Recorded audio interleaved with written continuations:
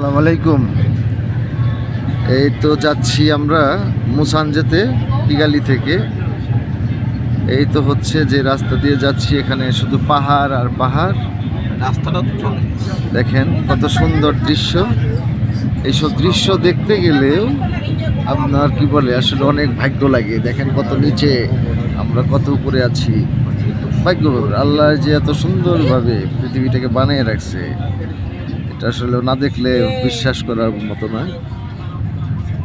তো সেই ক্ষেত্রে আল্লাহ তাআলা আমাদেরকে তৌফিক দিয়েছে। ওই দেখেন টাউন, আমরা এখন +- 4000 ফিট উপরে আছি। আরো বেশি হবে ভাই। এবং সাথে আমার ভাই আছে রুমেল ভাই, সে বলতেছে আরও বেশি হবে। এবং ওই দেখেন এর উপরেও আরও পাহাড় আছে। আমরা এখন একটা মিডল স্তরে আছি। ওই হচ্ছে কিগালি শহরটা, যে শহরটাতে আমরা বসবাস করি।